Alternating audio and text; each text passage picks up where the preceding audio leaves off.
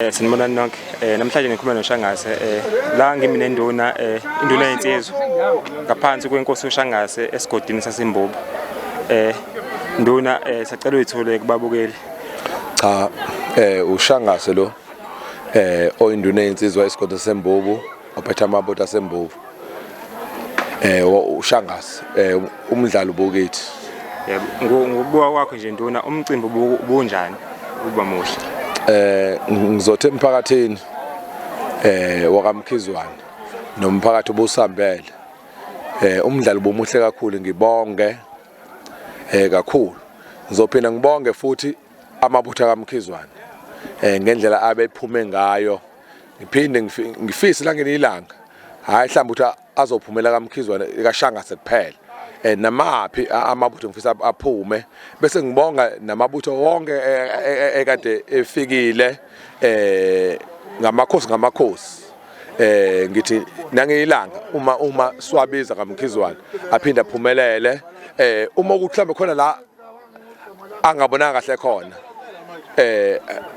solunga lophutha ngelilanga ngiyacela nje ngiyabonga bese ngibonga uNdaba Ezitha wethu kaShangase ukuthi abambe namabutho. Ngibonga kakhulu nje shuko omkhulu wena kaMkheshana wena kaMvula ngiyabonga Ndaba Ezitha Nkosi Sizwe.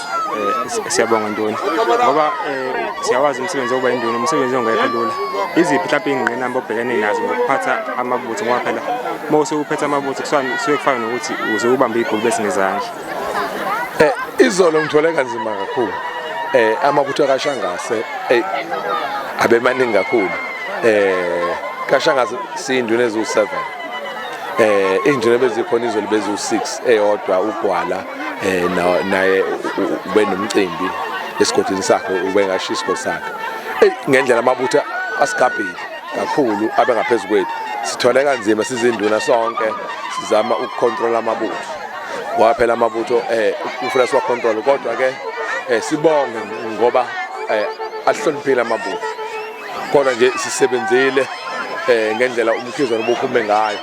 Ngizabathi nizobona ngisho emafoni noma naseyithuni namali ukuthi bomnganani sisebenzile. Ngibonge nje kakhulu ngibonge induneni zonke zakaMkhizwane ngibonge kuba Mdidiyela uDuma ekuthela siphathele kahle. Ngibonge futhi nokuthi ufike uMdidiyela wakaZulu Natal asibancane kaMkhizwane namhlanje ufike uMdidiyela wakaZulu.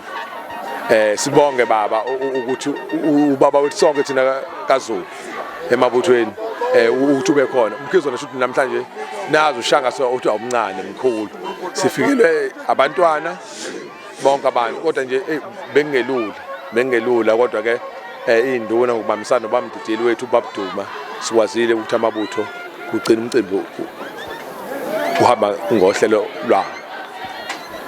Siyabonga kakhulu nduna engathi ungaqhubeka nomsebenzi omuhle wokusebenzela inkosi. Inkosi ingathi ingaba nawe. Siyabonga noShangase. Yebo.